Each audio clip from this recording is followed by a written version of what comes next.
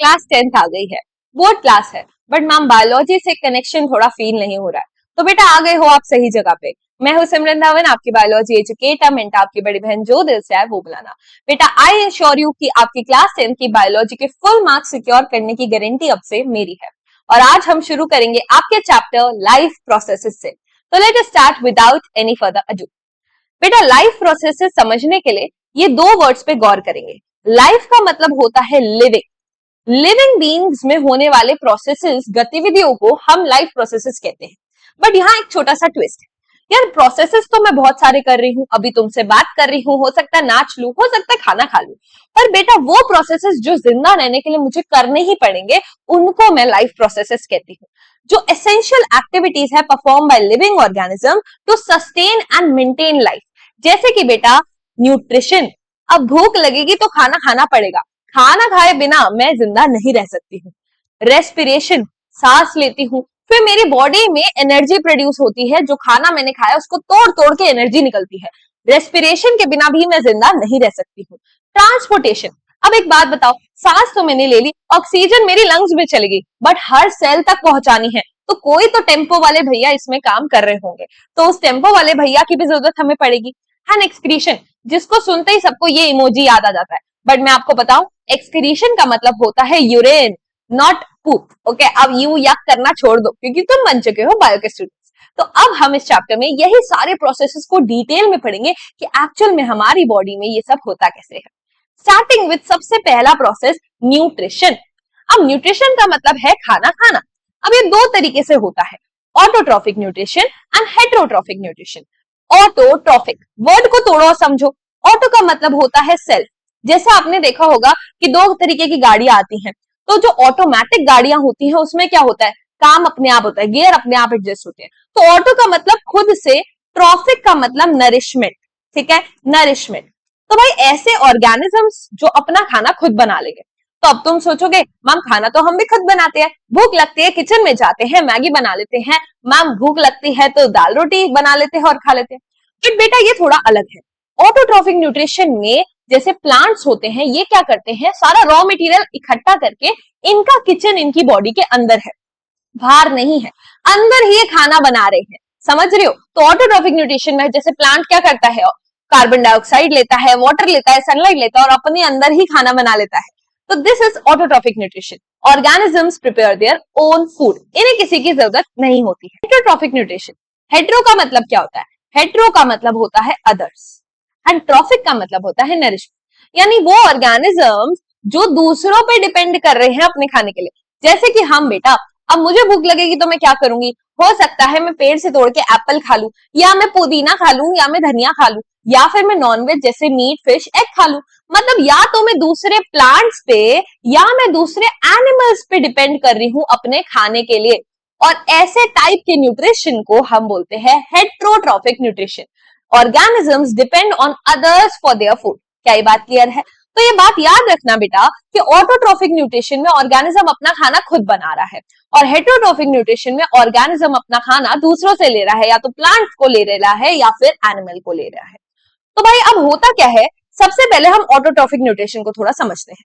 भाई न्यूट्रिशन हो रहा है, खाना बनाया जा रहा है, खाना बनाने के लिए क्या चाहिए, एनर्जी चाहिए, कोई भी काम करना है तो एनर्जी तो चाहिए। तो डिपेंडिंग अपॉन ऑटोट्रॉफिक न्यूट्रिशन में खाना बनाने के लिए जो एनर्जी चाहिए वो लाइट से मिल रही है या वो केमिकल्स से मिल रही है, ये दो तरीके का होता है, photo autotrophic nutrition and chemo autotrophic nutrition.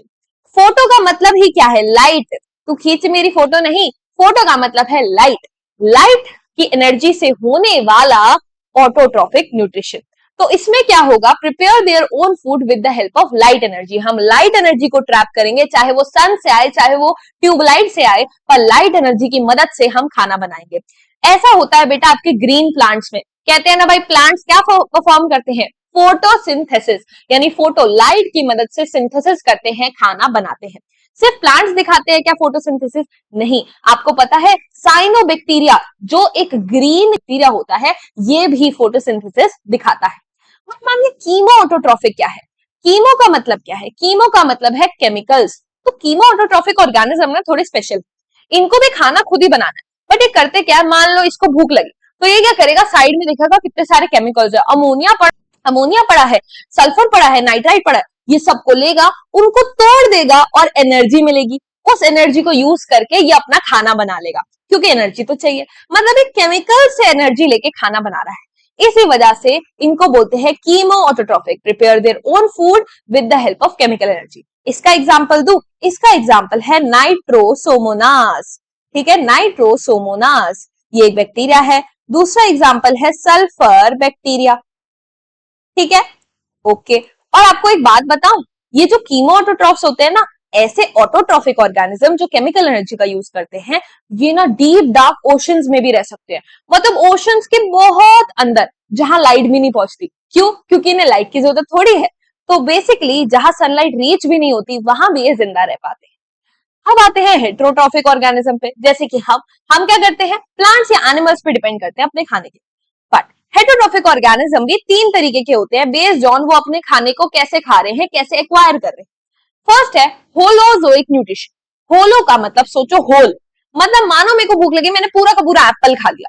Whole food को मैं अंदर ले गई और फिर मेरे पेट में क्या हुई, गुड़गुड़ गुड़गुड़, डाइजेशन। तो whole food is ingested. Ingested का मतलब होता है खा लेना। Food is digested inside the animal body, और फिर क्या होगा, वो पेट के अंदर जाएगा और डाइजेस्ट हो जाएगा। ह्यूमंस हो गए, डॉग्स हो गए, जो आप पढ़ते थे ना बचपन में कि भाई हर्बीवोर्स, जैसे कि आपकी काउ जो कि घास वगैरह खाते हैं, कार्निवोर्स जैसे कि लॉयन, टाइगर, वो क्या करते हैं, मीट खाते हैं, एंड ओमनिवोर्स जैसे कि ह्यूमंस, डॉग, जो दोनों खा लेते हैं। ये सब क्या होते हैं, होलोजोइक ऑर्गेनिजम्स होते हैं। एंड स्पेशल मेंशन यहाँ हम कर देते हैं अमीबा का एंड पैरामीशियम का भी। ये ऐसे सिंगल सेल के ऑर्गेनिज्म होते हैं जो होलोजोइक न्यूट्रिशन दिखाते हैं। सैप्रोट्रॉफिक न्यूट्रिशन क्या होता है? सैप्रोट्रॉफिक न्यूट्रिशन का मतलब होता है भाई ऐसे ऑर्गेनिज्म जो सली गली चीजों पे उगते हैं और खाना खाते हैं। जैसे भाई मैं ब्रेड रख देती हूँ, तो थोड़े टाइम बाद क्या होता है, उस ब्रेड पे मैं ब्रेड इधर रख देती हूँ, तो ब्रेड क्या हो जाती है, ब्रेड खराब हो जाती है, उस पर एक मोल्ड लग जाता है। तो वो जो ब्रेड मोल्ड लगता है वो एक तरीके की फंगस होती है। ये जो मशरूम उगाता है, ये मशरूम कहाँ उगता है, जहां आपकी कोई चीज सड़ रही होती है, गल रही होती है, एनिमल एक्सक्रीटा पे, प्लांट वेस्ट पे ये मशरूम्स उगाते हैं। तो ये क्या कर रहा है, सड़ी गली चीजों को खा रहा है। Organisms feed on dead and decaying matter, और ये ना थोड़े स्पेशल होते हैं। हम लोग क्या करते हैं, खाने को अंदर खा लेते हैं और फिर अंदर हमारे डाइजेशन होता है। ये लोग उल्टा करते हैं। ये लोग पता क्या करते हैं, खाना इनके सामने पड़ा है, ये अपने अपने कोई केमिकल्स निकालेंगे, एंजाइम्स निकालेंगे और खाने को बाहर डाइजेस्ट कर देंगे और फिर इंपॉर्टेंट न्यूट्रिएंट्स अंदर ले लेंगे। तो ये क्या करते हैं, फूड डाइजेस्ट करते हैं आउटसाइड द बॉडी। है ना थोड़ी अजीब बात, बट ऐसा ही होता है। Parasitic nutrition. पैरासिटिक न्यूट्रिशन क्या है भाई, पैरासाइट्स ऐसी चीजें होती हैं जो ना फ्री फोकट का खाना खाती है। सोचो तुम्हारे घर में ऐसा कोई मेहमान आ गया जो बस क्या कर रहा है, मस्त खाना पीना खा रहा है, ऐश कर रहा है और कोई हेल्प भी नहीं कर रहा तुम्हारी। बस वैसे ही बिन बुलाए मेहमान पैरासाइट्स होते हैं। जैसे तुम्हारे बचपन में ऐसे लाइस हुई होगी, है ना, बचपन में हो जाती है, जिसको हम जुएं बोलते हैं। तो वो क्या करती है, हमारे को खुजली होती रहती है, बट वो क्या कर रही होती है, वो हमारा खून चूस रही होती है, हमारा सारा नरिशमेंट, सारा खाना वो ले जाती है। तो होता क्या है, they derive nutrition from another living organism. तो जो लाइस थी वो क्या थी, वो एक पैरासाइट थी और मैं उसकी होस्ट। ओके, आई थिंक कोई ग्लिच हो गया था। तो मैं कह रही थी कि भाई लाइस यानी जू क्या थी, पैरासाइट थी और मैं उसकी होस्ट थी। ठीक है, तो ये होता है पैरासिटिक न्यूट्रिशन। इसका एक इंपॉर्टेंट एग्जांपल होता है कस्क्यूटा। कस्क्यूटा ना एक येलो कलर का ऐसे बेल जैसी सी, बेल मतलब एक रोप जैसी, धागे जैसी सी लंबा सा एक प्लांट होता है जो येलो कलर का होता है। इसके पास ना क्लोरोफिल नहीं होती है, मतलब ये फोटोसिंथेसिस नहीं कर पाता। तो जाहिर सी बात है, खुद का खाना नहीं बना पा रहा तो दूसरे पे चढ़ जाता है और उसका खाना खाता है। तो कस्क्यूटा एक पैरासिटिक प्लांट होता है। ठीक है, इसको मैं तो नेक्स्ट मेरे पास क्या आता है, difference between heterotrophic nutrition and autotrophic nutrition. तो क्या होता है, 2-3 नंबर में क्वेश्चन आ जाता है, तो मैंने कहा तुम्हें करा देती हूँ। सबसे पहले तो भाई डिफरेंस यही है कि हेटेरोट्रॉफिक में ऑर्गेनिज्म अपना खाना खुद नहीं बना रहा है, ऑटोट्रॉफिक में ऑर्गेनिज्म अपना खाना खुद बना रहा है। दूसरा डिफरेंस क्या है कि भाई ये वाला टाइप ऑफ न्यूट्रिशन एनिमल्स में देखने को मिलता है, जबकि ऑटोट्रॉफिक न्यूट्रिशन प्लांट्स में और कुछ एल्गे में देखने को मिलता है। हेटेरोट्रॉफिक न्यूट्रिशन में क्या हो रहा है, क्योंकि organism can not make their own food from simple inorganic matter, इसीलिए वो दूसरे ऑर्गेनिज्म पे, जैसे दूसरे प्लांट्स और एनिमल्स पे अपने फूड के लिए रिलाई करता है। अनऑटोट्रॉफिक न्यूट्रिशन में क्या होगा, ऑर्गेनिज्म रॉ मटेरियल ले लेगा, जैसे कार्बन डाइऑक्साइड हो गई, लाइट हो गया, ठीक है, और वाटर हो गया, और खुद का खाना खुद ही बना लेगा। राइट, तो ये चीज लिखी है। देखो ये बहुत इंपॉर्टेंट पॉइंट है, ये ध्यान से समझ लो कि यार हेटरोट्रॉफिक मोड ऑफ न्यूट्रिशन में जैसे कि मैंने बताया डाइजेशन करना पड़ता है, क्योंकि मैं क्या कह रही हूँ, कुछ बड़ा सा खाना ले रही हूँ और उसको तोड़ के ग्लूकोज बना रही हूँ, ठीक है। Digestion is involve for breaking down complex food into simpler form. भाई मैंने कोई प्लांट खा लिया, अब उसको तोड़ के मुझे अपना खाना बनाना है, उसको ग्लूकोज में कन्वर्ट करना है। बट ऑटोट्रॉफिक न्यूट्रिशन में क्या होता है कि भाई रॉ मटेरियल इकट्ठा करके ग्लूकोज बनाया जा रहा है, तो इनको डाइजेशन करने की जरूरत नहीं है। तो ऑटोट्रॉफिक न्यूट्रिशन के ऑर्गेनिजम्स में digestion process is not involve. तो ये बहुत अच्छा एक डिफरेंस पॉइंट है जो बच्चों को नहीं पता होता, तुम्हें पता होना चाहिए, ठीक है। ओके, अब हम क्या पढ़ेंगे बेटा, अब हम पढ़ेंगे फोटोसिंथेसिस। इसके लिए मैं व्हाइट कलर का मार्कर ले लेती हूँ और तुम्हें समझाती हूँ। भाई फोटोसिंथेसिस जैसे मैंने बताया, फोटो का मतलब होता है लाइट और सिंथेसिस का मतलब होता है खाना बनाना, मतलब अपना खाना लाइट की प्रेजेंस में ये बनाते हैं। तो हम बचपन से पढ़ते आ रहे हैं कि जो ग्रीन कलर के प्लांट्स होते हैं वो क्या करते हैं, फोटोसिंथेसिस करते हैं। तो होता क्या है, फोटोसिंथेसिस प्रोसेस करने के लिए ना इनको कुछ चीजें चाहिए होती है। जैसे भाई अगर मैं बोलूं मैगी बनाने के लिए तुम्हें क्या चाहिए, तो तुम कहोगे मैम मैगी का पैकेट चाहिए, मैगी मसाला चाहिए, उबलता हुआ पानी चाहिए। वैसे ही भाई प्लांट कहता है कि खाना बनाने के लिए मुझे 4 चीजें चाहिए। पहला CO2 from air, carbon dioxide चाहिए। दूसरा वाटर, वाटर कहां से मिलेगा, सॉइल से, जो इसकी रूट्स एब्जॉर्ब करेगी। सनलाइट चाहिए, है ना भाई, धूप आएगी सनलाइट आएगी। एंड चौथा क्लोरोफिल पिगमेंट। हम कहते हैं ना ग्रीन प्लांट्स फोटोसिंथेसिस करते हैं, क्यों, क्योंकि उनके पास ग्रीन कलर की एक पिगमेंट होती है क्लोरोफिल। एक्चुअली में क्लोरोफिल ही लाइट एनर्जी को ट्रैप कर लेती है। तुम सनलाइट को ट्रैप कर सकते हो क्या, नहीं, बट क्लोरोफिल नाम की पिगमेंट प्लांट्स में है, इस वजह से वो लाइट एनर्जी को ट्रैप कर सकता है। ये सब जब मिल जाएगा तो वो अपना खाना बना पाएगा, वो ग्लूकोज बना पाएगा। तो कैसे बनाता है थोड़ा ध्यान से समझते हैं। तो सबसे पहले क्या होता है भाई, सबसे पहले क्लोरोफिल पिगमेंट जो होती है वो सनलाइट को कैच कर लेती है, एब्जॉर्ब कर लेती है। उस सनलाइट से, उस लाइट से हम दो काम करेंगे। दो काम क्या करेंगे, कुछ लाइट एनर्जी कन्वर्ट हो जाएगी इनटू केमिकल एनर्जी। बोलते हैं ना energy can neither be created not be destroyed, it can only be transformed from one form to another. तो यहाँ थोड़ी बहुत केमिस्ट्री आ गई है तुम्हारी, बट ये कहना यही चाहते हैं कि थोड़ी बहुत लाइट एनर्जी को हम कन्वर्ट कर देते हैं केमिकल एनर्जी। तुमने पढ़ा होगा 9th क्लास में कि ATP, adenosine triphosphate, energy currency of cell होता है। तो हम लाइट एनर्जी को ना थोड़ा बहुत एटीपी में कर देते हैं ताकि हम उस एनर्जी से हम आगे का प्रोसेस कर पाए, ठीक है। मैम आपने कहा लाइट एनर्जी से एक काम तो हुआ कि वो केमिकल एनर्जी में बन गई, बाकी बची हुई लाइट एनर्जी से क्या करना है, बाकी बची हुई लाइट एनर्जी से हम क्या करेंगे, वाटर मॉलिक्यूल को तोड़ देंगे। मैम वाटर मॉलिक्यूल को तोड़ देंगे मतलब, ये देखो यहाँ देखो, ये वाटर आपको दिख रहा है। अब इस वाटर में दो चीजें हैं, एक हाइड्रोजन और एक ऑक्सीजन। हम इनको अलग कर देंगे, कहेंगे हाइड्रोजन एंड ऑक्सीजन अलग हो जाओ, स्प्लिट हो जाओ। इसको बोलते हैं फोटोलाइसिस। फोटो यानी लाइट की मदद से, लाइसिस कर दिया, तोड़ दिया। तो अब होता क्या है कि भाई ये जो ऑक्सीजन है ये तो उड़ जाती है, ये कहते हैं ठीक है मैं तो जा रही हूँ, बाय बाय, और ये ऑक्सीजन बाहर निकल जाती है प्लांट से, जिसको फिर हम ब्रीथ करते हैं। कहते हैं ना plants give us fresh air, वो ऑक्सीजन रिलीज करते हैं जो हम ले लेते हैं। बट ये हाइड्रोजन का क्या हुआ मैम, ये हाइड्रोजन नहीं भागा क्या, नहीं, ये हाइड्रोजन हो चुका है single ready to mingle, single ready to mingle हो चुका है। अब इसको कोई पार्टनर चाहिए तो ये ढूंढेगा, इधर उधर देखेगा कि मैं किससे दोस्ती करूं, किससे दोस्ती करूं, और इसको मिल जाएगा कार्बन डाइऑक्साइड। तो ये कार्बन डाइऑक्साइड के पास जाएगा और कहेगा ओए दोस्ती करेगा मुझसे, और ये दोस्त बन जाते हैं। तो हाइड्रोजन और कार्बन डाइऑक्साइड दोस्त बन के क्या बनाते हैं, ग्लूकोज बनाते हैं।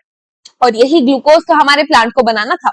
तो हुआ क्या कि भाई कार्बन डाइऑक्साइड थी, वाटर थी, सनलाइट के प्रेजेंस में सबसे पहले वाटर हुआ स्प्लिट, ऑक्सीजन बाहर निकल गई, हाइड्रोजन कार्बन डाइऑक्साइड की मदद से ग्लूकोज बना दिया, और कुछ वाटर भी एज वेस्ट बाहर निकल जाता है। तो ये सब चीजें आपकी होती हैं during the process of photosynthesis. पहला लाइट को कैप्चर करना, दूसरा कुछ लाइट एनर्जी को केमिकल एनर्जी में कन्वर्ट करना और वाटर के मॉलिक्यूल को तोड़ देना, और तीसरा हाइड्रोजन का कार्बन डाइऑक्साइड के साथ दोस्ती करना, जिसको हम बोलते हैं रिडक्शन ऑफ कार्बन डाइऑक्साइड। क्यों बोलते हैं रिडक्शन ऑफ कार्बन डाइऑक्साइड, तो भाई तुमने पढ़ा होगा अपनी केमिस्ट्री में, रिडक्शन का मतलब होता है किसी भी चीज को हाइड्रोजन मिल जाना। मान लो मैं बैठी हूं और मैंने हाइड्रोजन को उठा लिया, ये हाइड्रोजन आ गई मेरे पास, तो मैं रिड्यूस हो गई। तो कार्बन डाइऑक्साइड ने हाइड्रोजन के साथ दोस्ती कर ली, तो वो क्या हो गई, रिड्यूस हो गई इनटू ग्लूकोज।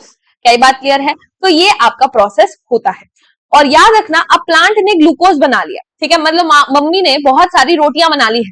अब रोटी खा तो कुछ ली, अब कुछ रोटियां एक्स्ट्रा बच गई है तो मम्मी क्या कर लेगी, उस रोटी को स्टोर करके रख देगी, उस रोटी को स्टोर करके रख देगी। या फिर बहुत सारा मैंगो है, अब उसको स्टोर करना है तो आमरस बना के रख देगी। तो वैसे ही प्लांट के पास अगर बहुत सारा ग्लूकोज बन गया है और उसको स्टोर करके रखना है, तो वो उसी ग्लूकोज को स्टार्च के फॉर्म में स्टोर करके रख देगा, स्टार्च के फॉर्म में स्टोर करके रख देगा। और यही प्रोसेस हमारी बॉडी में होता है। जब बॉडी में बहुत सारा ग्लूकोज आ जाता है तो ग्लाइकोजन के फॉर्म में उसको स्टोर कर दिया जाता है। ठीक है, तो याद रहेगा फोटोसिंथेसिस में क्या हुआ, देख लो, वापस रिवाइज करा रही हूँ। फोटोसिंथेसिस में हमने इस, कलर चेंज करते हैं, हमने इस वाटर को तोड़ा, ऑक्सीजन जो है वो रिलीज हो गया, हाइड्रोजन कार्बन डाइऑक्साइड के साथ दोस्ती करके ग्लूकोज बना दिया। ओके, क्लियर है। और इसमें हमारा ये क्या मैम, ये आपने यहां भी बना रखा था, है ये देखो ये देखो ये देखो, और यहां भी ये दिख रहा है। तो ये स्ट्रक्चर क्या है बता सकते हो मुझे? बेटा ये स्ट्रक्चर है क्लोरोप्लास्ट। बेसिकली मैंने आपको बताया ये जो ग्रीन कलर की पिगमेंट है क्लोरोफिल, ये कहाँ होती है? प्लांट के सेल्स के अंदर। ऐसे समझो कि एक ग्रीन कलर की थैली है, वो ग्रीन कलर की थैली में ही सारा ग्रीन कलर का पिगमेंट क्लोरोफिल है, और उस थैली का नाम क्या है? क्लोरोप्लास्ट है। तो इस क्लोरोप्लास्ट के अंदर क्लोरोफिल होता है और ये सारा प्रोसेस इसी थैली के अंदर होता है। ऐसे समझ सकते हो तुम इजी लैंग्वेज में। ठीक है, तो लाइट एनर्जी एब्जॉर्ब हुई, स्प्लिट हुआ और फिर ग्लूकोज बन गया। ये प्रोसेस के स्टेजेस बेटा तुम्हारी एनसीईआरटी में है, तो ये याद रख लेना। ओके ओके, तो भाई ये तुम्हारी एनसीईआरटी का डायग्राम है। मैंने आपको बोला है ना यार, मैं आपको गारंटी देती हूँ कि मैं सब कवर कराऊंगी, तो डोंट वरी। तो ये आपको एनसीईआरटी का डायग्राम है। देखो, इसको बोला हुआ है लीफ ब्लेड या लैमिना। जो पत्ती का सरफेस होता है उसको हम क्या बोल रहे हैं? लीफ ब्लेड बोल रहे हैं, लैमिना बोल रहे हैं। ठीक है, बीज की जो ये रे जा रही है, मतलब हम लीफ बनाते हैं तो ऐसे बीज की जो ये बनाते हैं, वेन बनाते हैं, इसको बोला गया है मिड रिब। अब ये क्या है? यहाँ आपके जाइलम और फ्लोएम दोनों है। ये बीच में अगर हम इसको देखें तो इसमें जाइलम और फ्लोएम, ये जो जाइलम फ्लोएम क्या होते हैं? ये टेम्पो वाले भैया होते हैं प्लांट के। जाइलम पानी को टेम्पो करता है, ट्रांसपोर्ट करता है, और फ्लोएम खाने को। अब आपको देखो यहाँ दिखा क्या रखा है? दिखा रखा है कि भाई लीफ का जो सरफेस है, सरफेस वाले सेल, जैसे हमारा स्किन होता है, प्लांट के पास क्या होता है? एपिडर्मिस होता है। तो ये एपिडर्मिस के सेल्स है, उनके ऊपर एक लेयर चढ़ी हुई है, वैक्सी क्यूटिकल। ये क्यूटिकल क्या होती है? वैक्सी वैक्सी सब्सटेंस होता है जो पानी को उड़ने नहीं देता है। उसके नीचे कुछ सेल्स दिख रहे हैं तुम्हें, ये बड़े बड़े सेल्स, यस ये सेल्स है। अब इस सेल में कुछ ऐसे डॉट डॉट जैसे स्ट्रक्चर है। ये स्ट्रक्चर क्या है? ये वही थैलियां हैं, ये क्लोरोप्लास्ट है, और इन्हीं के अंदर क्या होता है? ग्रीन कलर की पिगमेंट क्लोरोफिल होती है। ठीक है, ये नीचे भी कुछ सेल है। अब ये कितने सुंदर सुंदर सेल्स है। अब ये आड़े टेढ़े बिना किसी शेप के सेल्स हैं, इनमें भी बेटा बहुत सारे क्या है? वो थैलियां हैं, क्लोरोप्लास्ट है। इनके बीच में स्पेसेस है और इनके बीच में स्पेसेस कम थी। और फिर तुम्हारे को क्या दिखा रखा है? अगेन नीचे का सरफेस ही, लीफ का ऊपर सरफेस से स्टार्ट करके नीचे तक आ गए हैं। लोअर एपिडर्मिस है, और लोअर एपिडर्मिस में भी एक तुम्हारे को दिख रहा है, ये जगह दिख रही है तुम्हें? ये क्या है? ये होता है स्टोमाटा, जिसके बारे में अभी मैं तुम्हें बताऊं। ठीक है, स्टोमाटा। अब ये तुम्हारे को समझ आ गया। बेसिकली हमने क्या करा है? इस लीफ को लिया है, और इस लीफ को, मान लो ये लीफ थी, तो मैंने इस लीफ को ऐसे काट दिया, और फिर इसके अंदर देखा कि कौन कौन सी लेयर थी। तो इस लीफ को काट के मैंने देखा कि इस लीफ के अंदर, इसकी विथ के अंदर कौन कौन से सेल्स थे। तो ये दिखा रखा है क्रॉस सेक्शन ऑफ लीफ। क्या ये बात क्लियर है? ओके। अब भाई ये देखो, ये तुम्हारी एनसीईआरटी की एक एक्सपेरिमेंट दे रखा है। ये देखो, ऐसा एक एक्सपेरिमेंट दे रखा है जिसमें तुम्हारे को प्रूफ करने को बोला है कि भाई फोटोसिंथेसिस करने के लिए कार्बन डाइऑक्साइड चाहिए। खाना बनाने के लिए प्लांट को कार्बन डाइऑक्साइड चाहिए होती है, तो इसी को प्रूफ करना है। तो कैसे करें मैम प्रूफ? सोचो सोचो, थोड़ा दिमाग लगाओ। तो चलो मिलके प्रूफ करते हैं। सबसे पहले हमको क्या लेने हैं? 2 प्लांट्स ले लेने हैं। घर पे 2 प्लांट्स ले आओ। अब उन 2 प्लांट्स को 3 दिन तक, 2 से 3 दिन तक अंधेरे में रख दो, डार्क में रख दो। मैम इससे क्या होगा? उनको क्यों टॉर्चर कर रहे हैं हम? होगा क्या? ये कर देगा इनको डी स्टार्च। डी स्टार्च का मतलब क्या होता है भाई? मान लो मम्मी ने बहुत सारी रोटियां बनाई थी और स्टोर कर दी, 2-3 दिन तक फिर खाना नहीं बनाया, तो तुम क्या करोगे? सारा स्टोर्ड रोटियां खत्म कर दोगे। तो वैसे ही प्लांट भी करेगा। अगर तुम उसे अंधेरे में रख दोगे तो जो भी एक्स्ट्रा फूड उसने स्टार्च के फॉर्म में स्टोर करा था वो उसको यूज कर लेगा। तो अब प्लांट क्या हो गया? खाली हो गया। अब उसको नया खाना बनाना पड़ेगा। अब तुम उसको ले आए लाइट में, अब तुम उसको बाहर रख दिया, गैलरी में रख दिया तुमने, ठीक है। बट एक ट्विस्ट है, उनको तुमने ऐसे बेल जार से ढक दिया, बेल जार से ढक दिया, और ढक दिया और यहाँ सील कर दिया, मतलब अब इनको पिंजरे में कैद कर दिया। एक प्लांट के अंदर, एक प्लांट के पिंजरे के अंदर हमने क्या डाल दिया है? KOH डाल दिया है। KOH एक केमिकल है, पोटेशियम हाइड्रोक्साइड। तो हमने एक कटोरी में, एक वॉच ग्लास में, वॉच ग्लास क्या होता है? ऐसा सा, ऐसी सी कांच की ट्रे होती है, समझ सकते हो, कटोरी जैसी। उसमें हमने क्या कर दिया है? ये पोटेशियम हाइड्रोक्साइड डाल के रख दिया है, और दूसरे वाले को ऐसे ही रख दिया। थोड़ी देर बाद हम क्या करेंगे, इन दोनों में से थोड़ी देर इनको रख देंगे, फिर थोड़ी देर बाद इन दोनों में से एक एक पत्ती निकाल लेंगे और एक एक पत्ती तोड़ के हम उनका क्या करेंगे, एक एक पत्ती तोड़ने के बाद हम उनका आयोडीन टेस्ट करेंगे। ये आयोडीन टेस्ट क्या होता है बेटा, आयोडीन टेस्ट आपने पढ़ा होगा स्टार्च की प्रेजेंस देखने के लिए होता है। अगर स्टार्च कहीं प्रेजेंट है तो उसपे आयोडीन की बूंद डालते ही वो ब्लू ब्लैक कलर का हो जाता है, और अगर आयोडीन डालने से कोई कलर नहीं आता तो मतलब वहां स्टार्च नहीं। तो अब जब क्या होगा, इस प्लांट से जब मैं एक लीफ निकालूंगी और उस पे मैं आयोडीन डालूंगी ना तो कलर चेंज नहीं होगा। इसका मतलब मैम वहां खाना नहीं बना, क्या वहां स्टार्च नहीं बना, फिर इसकी पत्ती में ब्लू ब्लैक कलर आ जाएगा, मतलब यहाँ खाना बना। क्यों हुआ ऐसा कि इस प्लांट में खाना नहीं बना और इस प्लांट में खाना बन गया? तो बेटा सिंपल सी बात ये है कि ये जो मैंने chemical material potassium hydroxide KOH डाला था ना, ये अंदर इस पिंजरे के अंदर की सारी कार्बन डाइऑक्साइड को खा गया। ये एक स्पंज की तरह काम करता है, सारी कार्बन डाइऑक्साइड को एब्जॉर्ब कर लेता है। अब क्या हुआ, कार्बन डाइऑक्साइड थी नहीं अंदर, तो प्लांट बेचारा फोटोसिंथेसिस नहीं कर पाया, और दूसरे प्लांट में ऐसा कुछ नहीं था तो वो फोटोसिंथेसिस कर पाया। तो हमने प्रूव कर दिया कि no carbon dioxide no photosynthesis. तो ये देखो तुम्हारे लिए मैंने एक समरी बना दिया है कि दो प्लांट्स लिए, दोनों प्लांट्स को पहले क्या करा, 2-3 दिन तक हमने इनको डिस्चार्ज कर दिया, फिर इनको पिंजरों में बंद कर दिया, ठीक है, सील्ड जार्स, वैसेलिन, कहने का मतलब ऐसे करा, और वैसेलिन जो वैसेलिन जैसी सब्सटेंस होते हैं ना, ऐसे मोटे मोटा वैक्स वैक्स जैसा, उससे सील कर दिया, फिर थोड़ी देर सनलाइट में रख दिया, ठीक है। इसमें हमने KOH रख दिया था जिसने क्या करा, सारी कार्बन डाइऑक्साइड को अंदर से खाली कर दिया, बट इसमें कार्बन डाइऑक्साइड प्रेजेंट थी। तो क्या हुआ, जिसमें KOH था, जिसमें कार्बन डाइऑक्साइड नहीं थी, वहां क्या हुआ, कोई भी फोटोसिंथेसिस नहीं हुई, इसीलिए कोई भी ब्लू ब्लैक कलर नहीं आया, ये ऐसे ही कलर की रह गई। बट दूसरे वाले में कार्बन डाइऑक्साइड प्रेजेंट थी, इस वजह से आयोडीन डालने पर इसका कलर क्या हो गया, ब्लू ब्लैक, क्योंकि वहां स्टार्च जो है सिंथेसाइज हुआ था। तो इसीलिए plants must have carbon dioxide to make the food. क्या ये बात क्लियर है बेटा? ये एक्सपेरिमेंट्स आप कोई भी वीडियो छाट लो, यूजुअली ये एक्सपेरिमेंट्स कवर नहीं कराए जाते, बट आई वांट यू कि आपको सब कुछ आता हो, क्योंकि यहाँ से क्वेश्चंस बनते हैं भाई। अब आपका नेक्स्ट एक्सपेरिमेंट भी दिखा रखा था एनसीईआरटी में, जहां आपसे पूछा है, एक मिनट इसको हम यहाँ ले आते हैं, यस। तो बेटा यहाँ आपके क्या लिखा है, आपको ये एक्सपेरिमेंट करना है जिसमें आपको प्रूव करना है कि क्लोरोफिल इज इंपॉर्टेंट। क्लोरोफिल क्या थी, वही ग्रीन कलर की पिगमेंट, मतलब वो बताना चाह रहा है सिर्फ पौधे के ग्रीन पार्ट्स में ही खाना बनता है, ये प्रूफ करना है। तो ये भी प्रूफ करते हैं, चलो ओके। तो हमें क्या करना है इस केस में, मैं तुम्हें यहीं से समझाती हूँ, ये तुम्हारे लिए है, तुम इसको पढ़ सकते हो, बट मैं तुम्हें समझाने के लिए यहां से समझाती हूँ। तुम्हें क्या करना है बेटा, एक ऐसा प्लांट लेना है, जैसे तुमने कभी मनी प्लांट देखा है, ये देखो ये ग्लिच कर रहा है, सॉरी कोई ग्लिच हो गया था। मैं ये कह रही हूँ कि तुमने मनी प्लांट को कभी देखा है, तो मनी प्लांट की लीव्स कुछ ऐसी होती है, इसके कुछ पार्ट्स ग्रीन होते हैं और कुछ पार्ट्स इसके येलो होते हैं। तो भाई होता क्या है कि ये हम प्रूव करेंगे कि सिर्फ ग्रीन प्लांट्स में, ग्रीन पार्ट में स्टार्च बना होगा, ग्रीन पार्ट में खाना बना होगा, येलो पार्ट में खाना नहीं बना होगा, ठीक है। तो होगा क्या, हम ये लीफ लेंगे और एक पेपर पे इसी का डिजाइन बना देंगे, मतलब मार्क कर लेंगे, इस पे मैं एक पेपर रखूंगी और पेपर पे ऐसे बना दूंगी कि यहाँ से ये ग्रीन था और यहाँ से ये येलो था, इसको ट्रेस कर लूंगी। फिर मैं क्या करूंगी, इसको 3 से 4 दिन, 2 से 3 दिन मैं डार्क इन्वायरमेंट में रख के डिस्टार्च कर दूंगी, वही चीज जो मैंने तुम्हें समझाई थी। फिर मैं इसको सनलाइट में रखूंगी थोड़ी देर।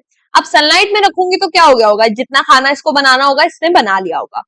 इसके बाद मैं इसकी एक पत्ती तोड़ूंगी और उसको उबलते हुए पानी में डाल दूंगी। बॉइलिंग वाटर में डालने से क्या होगा, ये मर जाएगा, इसकी जो लीफ के सेल्स है वो मर जाएंगे।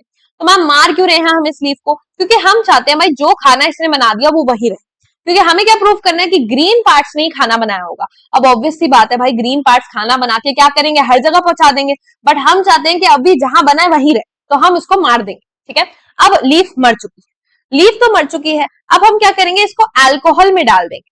अल्कोहल में डालेंगे एट 50 to 60 डिग्री सेल्सियस, और यहाँ वाटर बाथ क्यों लिखा है, होता क्या है ना कि बेटा पानी को तो तुम डायरेक्ट उबाल देते हो, बट जब तुम्हें अल्कोहल को गर्म करना होता है ना, तो तुम उसे वाटर बाथ में गर्म करते हो, मतलब अल्कोहल इस टेस्ट ट्यूब में ले ली और फिर इस टेस्ट ट्यूब को पानी में डाल दिया, पानी को उबाला और फिर अल्कोहल गर्म हुई, क्योंकि अगर अल्कोहल को सीधा मैं गर्म करने रखूंगी तो वो आग पकड़ लेगा, ठीक है। तो इसलिए वाटर बाथ का हम यूज करते हैं।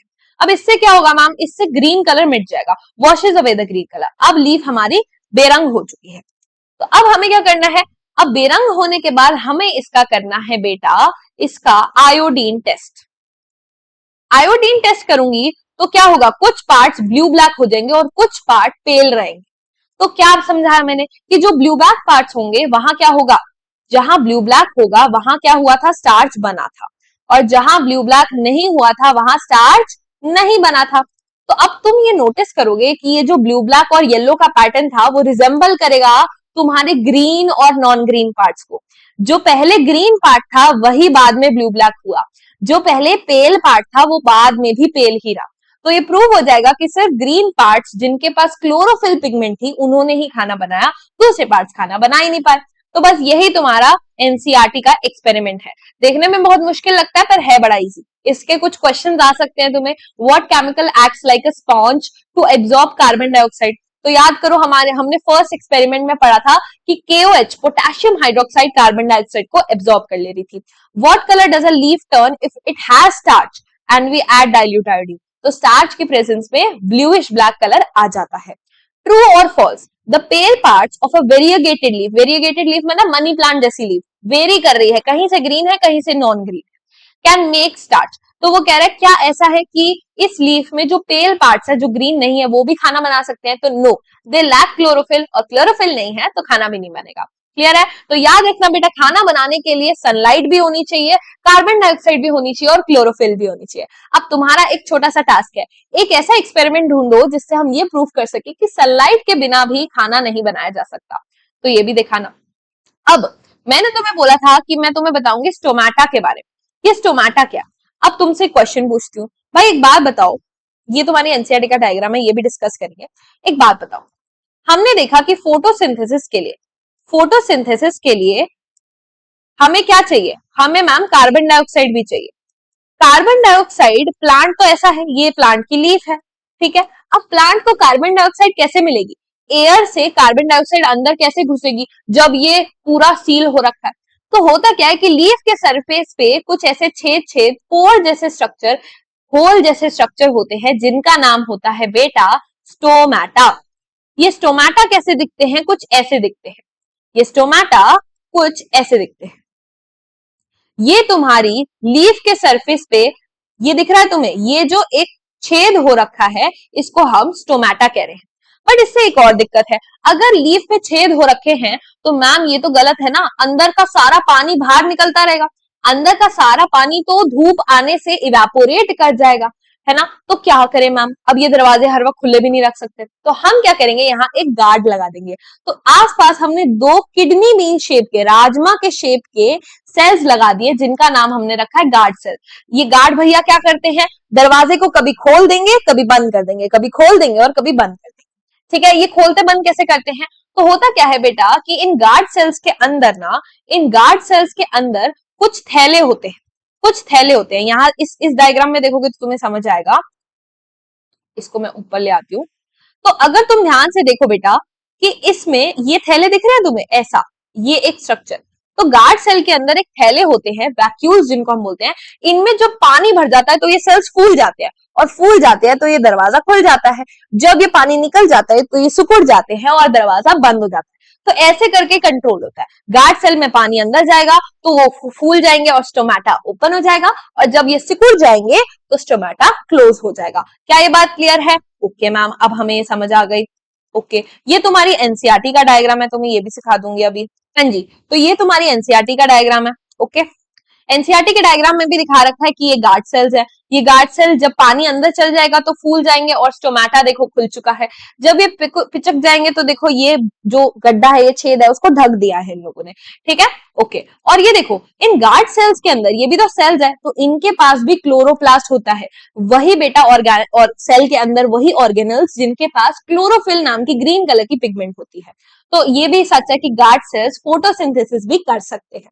और ये गार्ड सेल्स तुम्हें दिखा रखे हैं, ये इनका न्यूक्लियस है और ये इनके पास क्लोरोप्लास्ट भी है। तो याद रखना बेटा, स्टोमेटा का काम क्या है, स्टोमेटा का काम है, इसको ऊपर ले आते हैं। स्टोमेटा का काम होता है बेटा कार्बन डाइऑक्साइड अंदर आ पाए, कार्बन डाइऑक्साइड अंदर आ पाए और ऑक्सीजन बाहर जा पाए। तो ये जो काम है ये स्टोमेटा के थ्रू ही हो पा रहा है। और एक और चीज हो पा रही है, ट्रांसपिरेशन। जब ये दरवाजे खुल जाएंगे तो क्या होगा, वाटर भी सनलाइट के आने पे इवेपोरेट कर जाएगा, यानी losing water in the form of water vapour, भाप बन के वाटर भी उड़ जाएगा। एंड ट्रांसपिरेशन जो होता है ना वो इंपॉर्टेंट भी होता है। क्यों? क्योंकि जब वाटर उड़ता है तो प्लांट के पास क्या होता है, एक सक्शन जनरेट होता है, उसको लगता है पानी एब्जॉर्ब करना पड़ेगा। तो जो पानी रूट्स एब्जॉर्ब कर पाती है कहीं ना कहीं वो इसी वजह से है, क्योंकि कुछ खोने के लिए, कुछ पाने के लिए कुछ खोना पड़ता है। You got my point? Okay. अब हमारे पास क्या आ जाता है, डेजर्ट प्लांट्स। तो होता क्या है अब में डेजर्ट प्लांट्स, तो यार एक दिक्कत नहीं लग रही तुम्हें, डेजर्ट प्लांट तो इतनी ज्यादा कड़कती धूप में खड़े रहते हैं, तो अगर वो थोड़ी भी देर अपने स्टोमेटा को खोल लेंगे तो सारा पानी तो उड़ जाएगा, बहुत जल्दी उड़ जाएगा, और ये बेटा पूरा सूख जाएगा प्लांट। तो ये क्या करता है, तो ये थोड़ा दिमाग लगाता है। ये क्या करता है, ये सोचता है कि यार सुबह तो मैं अपने दरवाजे नहीं खोल सकता, बट क्या हो अगर मैं रात के टाइम पे कार्बन डाइऑक्साइड अंदर ले लूं। तो ये क्या करता है, नाइट के टाइम पे अपने स्टोमेटा को खोलता है और कार्बन डाइऑक्साइड ले लेता है। उस समय पे इसके पास कार्बन डाइऑक्साइड भी है, रूट से ये वाटर भी अरेंज कर लेता है। बट फोटोसिंथेसिस के लिए तो मैम सनलाइट भी चाहिए। अब रात को ये बेचारा कहां से सनलाइट लाए, तो ये सोचता है यार सनलाइट तो नहीं है मेरे पास, मैं क्या करूं। तो ये क्या करता है, कार्बन डाइऑक्साइड और वाटर की मदद से ना एक इंटरमीडिएट बना देता है। मतलब अभी खाना फाइनल नहीं हुआ, सोचो तुम्हारी मम्मी को पता है कि सुबह बेटा कहीं जाना है, तो मम्मी क्या करेगी, थोड़ी बहुत तैयारी करके सोएगी रात को, ताकि सुबह जल्दी जल्दी खाना बना। तो वैसे ये डेजर्ट प्लांट करता है, ये रात को तैयारी कर लेता है और एक इंटरमीडिएट बना लेता है, मैलिक एसिड। अब ये मैलिक एसिड फाइनल नहीं है, इस मैलिक एसिड को अभी ग्लूकोज बनाना है। तो ये क्या करेगा, ग्लूकोज बनाने के लिए सुबह का इंतजार करेगा। जब सुबह आएगी तो अब इसका स्टोमेटा तो क्लोज है, मतलब अब CO2 नहीं मिल सकती, बट अब इसके पास मैलिक एसिड है और अब इसके पास सनलाइट भी है। तो इन दोनों को रिएक्ट करके ये क्या करेगा, ग्लूकोज बना लेगा। तो समझो इसको तीन चीजें चाहिए थी, वाटर चाहिए था, कार्बन डाइऑक्साइड चाहिए था और सनलाइट चाहिए था। इसने इन दो से मैलिक एसिड बना लिया रात के टाइम पे, और फिर सुबह के टाइम पे ये लिया और ग्लूकोज बना लिया। क्या ये बात क्लियर है? तो इसका एक बारी में काम नहीं हो पा रहा, तो इसने टुकड़ों टुकड़ों में करके वो काम कर लिया। ये डेजर्ट प्लांट पे भी बहुत क्वेश्चन पूछे जाते हैं। अब हम बात करेंगे अमीबा की। तो डोंट वरी भाई, लेक्चर टुवर्ड्स द एंड जा रहा है, एंड आई होप अभी तक तुम्हें सब क्लियर हो रहा होगा। तो मैंने आपको बताया था कि अमीबा के बारे में जब हमने स्पेशल मेंशन करा था कि एक होलोजोइक न्यूट्रिशन दिखाने वाला सिंगल सेल का ऑर्गेनिज्म है, यानी अमीबा एक सिंगल सेल होता है, ऐसा सा सेल होता है बिल्कुल स्लाइम जैसा। देखा तुमने वो जो स्लाइम होती है ऐसे गिजगिजी सा सब्सटेंस होता है, तो बिल्कुल वैसा ही एक सब्सटेंस होता है, एक सिंगल सेल होता है अमीबा, जिसकी एक फिक्स शेप नहीं होती है, ये ऐसे डोलता रहता है, इसकी फिक्स शेप नहीं होती। और ये होलोजोइक न्यूट्रिशन दिखाता है, यानी खाना खा लेता है और फिर अपने अंदर डाइजेशन करता है। तो यही हम देखेंगे कि कैसे करता है। तो होता क्या है बेटा कि मान लो इसको सामने पड़ा कुछ दिखा खाना, तो ये क्या करेगा, ये ऐसा ऐसा होता है, इसकी कोई शेप तो होती नहीं है, पर इसके तो मैम हाथ पैर भी नहीं है, तो ये खाना खाएगा कैसे। तो ये क्या करता है, अपने आप की शेप कुछ ऐसे करने लगता है। अब ऐसा नहीं लग रहा कि इसके पास दो हाथ आ गए हैं, तो यस, इनको बोलते हैं स्यूडोपोडिया। स्यूडो का मतलब होता है फॉल्स, झूठ मूठ के, पोडिया का मतलब होता है पैर, यानी सच में इसके पास पैर या हाथ नहीं है, पर ऐसा लग रहा है कि इसके पास हाथ पैर आ चुके हैं। तो ये स्यूडोपोडिया बनाता है और इस खाने को घेरने लगता है। थोड़ी देर बाद क्या करेगा, ये पूरा ऐसे फूड को ऐसे कैप्चर कर लेगा, और जिस बबल जैसे दिख रहा है तुम्हें, ऐसे बबल जैसा स्ट्रक्चर में ये खाना फंस गया है, इसको बोलते हैं, इस बबल जैसे स्ट्रक्चर को बोलते हैं फूड वैक्यूल, क्योंकि इसके अंदर खाना ट्रैप हो गया है। अब ये क्या करेगा, इस बबल में बहुत सारे केमिकल्स भेज देगा, बहुत सारे एंजाइम्स भेज देगा, और क्या करेगा, उस खाने को तोड़ देगा, खच खच खच खच खच, और खाने को तोड़ के डाइजेशन कर लेगा। डाइजेशन करने के बाद क्या होगा, इसको मिल जाएंगे बहुत सारे इंपॉर्टेंट न्यूट्रिएंट्स, उन सभी न्यूट्रिएंट्स को ये एब्जॉर्ब कर लेगा। जो भी इसको इंपॉर्टेंट चीज लगेगी वो इसके सेल में एब्जॉर्ब हो जाएंगी और एसिमिलेट हो जाएंगी, मतलब वो यूज भी होना शुरू हो जाएंगी। बट मैम सब कुछ तो इंपॉर्टेंट नहीं होगा, इस खाने को कुछ ऐसी चीजें भी होंगी जो बेकार होंगी, तो यस, तो उसके लिए कर देगा इजेशन, मतलब undigested food is thrown out. जैसे तुम मॉर्निंग बिजनेस करते हो, है ना, तो ये भी क्या कर देता है, बाहर निकाल देता है, जाओ जाओ बाहर, तो ये भी कचरे को बाहर निकाल देता है। तो याद रखना बेटा, अमीबा क्या कर रहा है, ये तुम्हारी एनसीईआरटी का डायग्राम है, इसके पास ये एक सिंगल सेल है तो न्यूक्लियस है, इसका खाना आया, इसने खाने को स्यूडोपोडिया बनाए, खाने को एक बबल जैसे स्ट्रक्चर फूड वैक्यूल में ट्रैप करा, उसमें डाइजेशन करा, और फिर खाना इंपॉर्टेंट वाला सही हो गया और बाहर इसने वेस्ट निकाल दिया। तो सबसे पहले इसने इंजेक्शन करा, इंजेक्शन का मतलब खाना अंदर लिया, नेक्स्ट इसने क्या करा, डाइजेशन करा, मतलब खाने को पचा लिया, तीसरा इसने क्या करा, एब्जॉर्प्शन करा, मतलब जो इंपॉर्टेंट खाना था उसको एब्जॉर्ब कर लिया और एसिमिलेट कर लिया। एसिमिलेशन क्या होता है कि उस खाने को यूज भी तो करेगा अपनी ग्रोथ के लिए। और फिफ्थ इजेशन, इजेशन मतलब जो बेकार की चीजें थी उसको बाहर निकाल दिया, ठीक है, ओके। अब ये क्या है मैम, पैरामीशियम।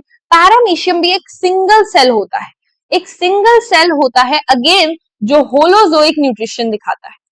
होलोजोइक न्यूट्रिशन मतलब अपना खाना अंदर ले जाके डाइजेस्ट करेगा।